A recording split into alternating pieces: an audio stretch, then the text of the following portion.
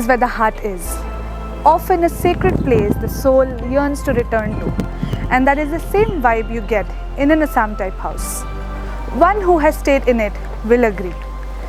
Meghalaya is known for all things beautiful, and these vintage structures are definitely one of them. As modern architecture slowly takes over, it will not be long when these buildings will become a thing of the past. These houses are introduced after the earthquake, and they are based on the Japanese construction technique of post and beam construction.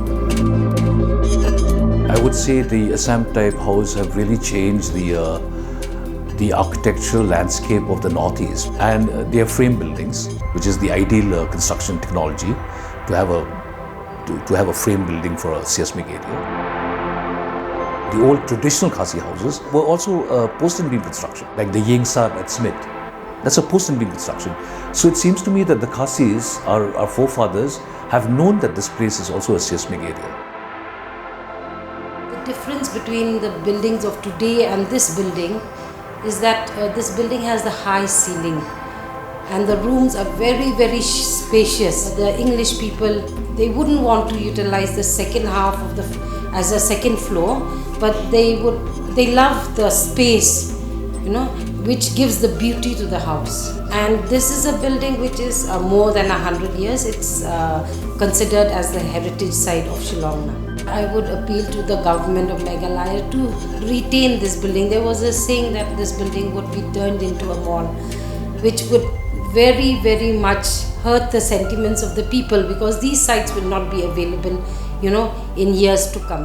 The vintage buildings have several advantages. They are non-rigid structures and respond well to earthquakes, making them a positive, especially in an earthquake-prone area like ours.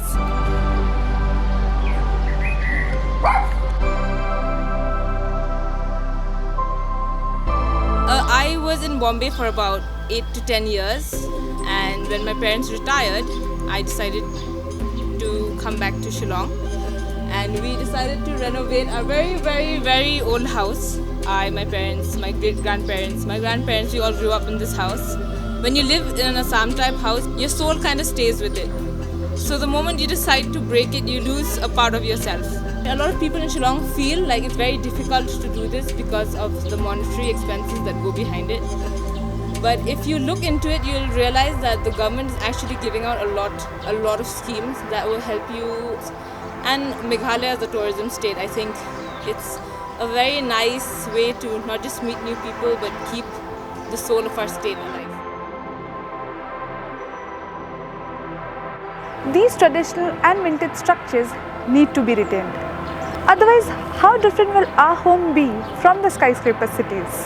And most important, cope with earthquakes. This is Abha Anandita for the Meghalayan.